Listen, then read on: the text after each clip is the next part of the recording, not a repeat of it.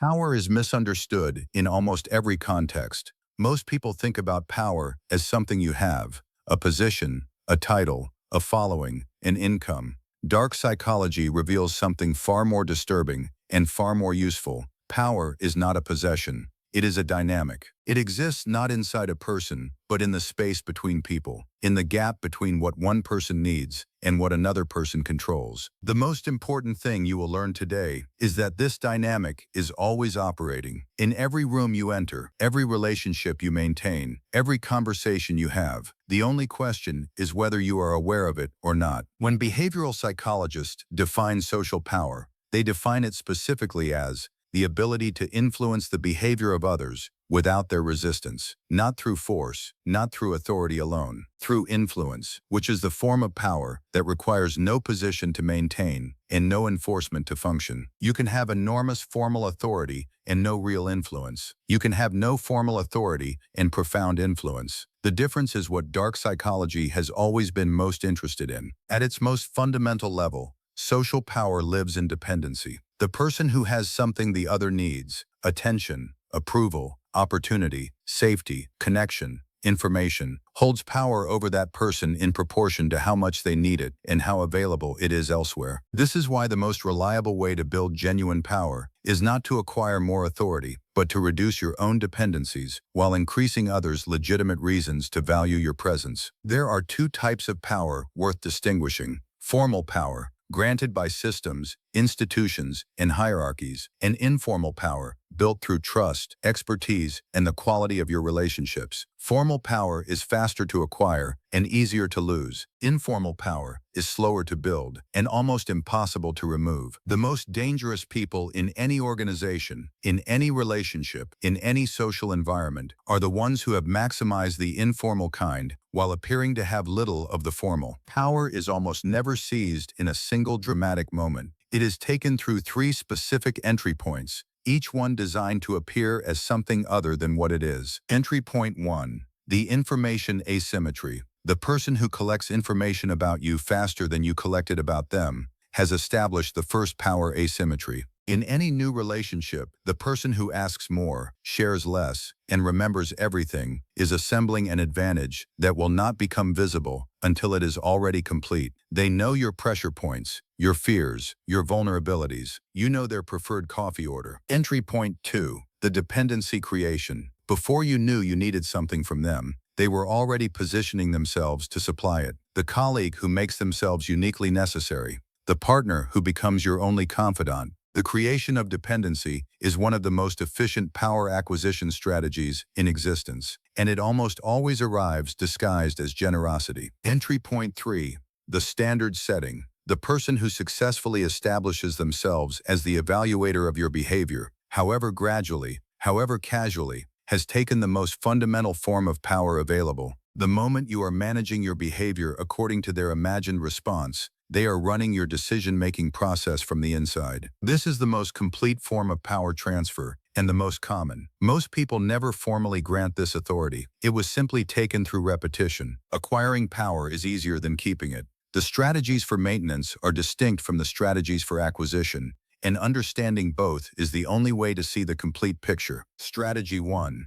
Intermittent reinforcement, the alternation between warmth and distance, between approval and its withdrawal, between accessibility and unavailability, creates a dependency that consistent treatment never produces. This is the most powerful maintenance tool in interpersonal dynamics. The consistency of the inconsistency is what makes it work, and why people stay even when they have every reason to leave. Strategy 2. Information control. The person who controls what you know controls the conclusions available to you. The management of information flow is the management of the environment's perception of reality. The person who determines what is known, when it is known, and by whom, shapes the entire decision-making landscape of everyone in the system without ever issuing a single directive. Strategy 3. Identity capture, the most sophisticated and durable form of power maintenance. When the person under influence has adopted the powerful person's framework as their own, when they have internalized the values, the standards, the self-assessment criteria of the influencers, external maintenance becomes unnecessary. The system runs itself. This is the end state of every system of prolonged social influence. It is also the hardest from which to recover, because from inside it, the installed framework feels like your own thinking. The ways power is deployed against you are less dramatic than most people imagine, and more pervasive. They do not require a villain, they require a system, and they operate through the system's normal functioning. Through your need for approval, the person who controls your access to validation controls your behavior more completely than any explicit authority structure. The employee who needs their manager's approval will pre-censor everything that might jeopardize it. The approval need is the lever. The person who controls the approval is the one pulling it, even when they are not in the room. Through your fear of exclusion. Social exclusion activates the same neural pathways as physical pain. The threat of exclusion from a group, a relationship, a professional network functions as a control mechanism with no explicit enforcement required. The implied risk of being outside is sufficient to maintain compliance with almost any standard the group holds. This is the mechanism behind every culture,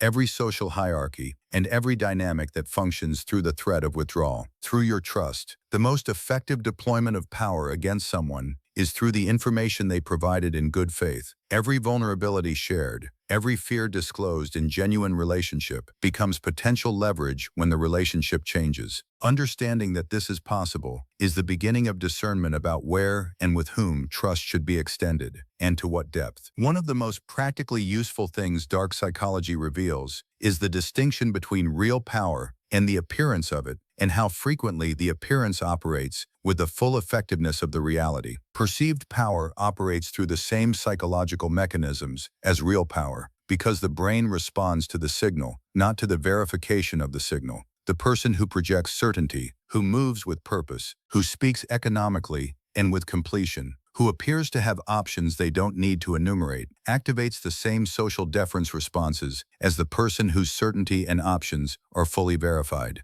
Most social power is perceived power. The distinction from the receiving end is almost never available. What this means practically, you have more access to the dynamics of power than your formal position might suggest. The behaviors associated with genuine power, composure under pressure, economy of speech, the comfort of someone with alternatives, can be developed through practice before the circumstances that would justify them have arrived. The nervous system of the people around you responds to these signals, regardless of whether they are yet fully backed by the reality they suggest. Build the behavior. The reality tends to follow it. Build options, not dependencies. Every skill that increases your capability across multiple contexts, every relationship that exists outside your current primary environments, every financial buffer that extends your window of choice, is a unit of genuine power. The person who has real alternatives in any situation holds real power in that situation. Invest in alternatives the way you invest in anything else that compounds over time. Consistency, not through performance. The fastest way to destroy influence is to be seen performing it. The most durable influence is built through showing up the same way in every context, the same quality of attention, the same standard of honesty, the same commitment to follow through, regardless of whether the audience is powerful enough to notice. The people who will eventually matter most are always watching before you know they are. The most fundamental form of power, and the only one no external circumstance can remove, is the ability to direct your own behavior, regardless of how you feel. Not emotional repression. The practiced ability to respond to emotion deliberately rather than be controlled by it automatically. Everything visible in your life is the output of this capacity. It is worth treating as the primary investment. Build self-governance. The most fundamental form of power, and the only one no external circumstance can remove, is the ability to direct your own behavior, regardless of how you feel. Not emotional repression. The practiced ability to respond to emotion deliberately, rather than be controlled by it automatically. Everything visible in your life is the output of this capacity. It is worth treating as the primary investment. The most powerful people you will ever encounter are almost never the loudest. They are the most certain, not of what the world owes them, but of what they are capable of, regardless of what the world provides.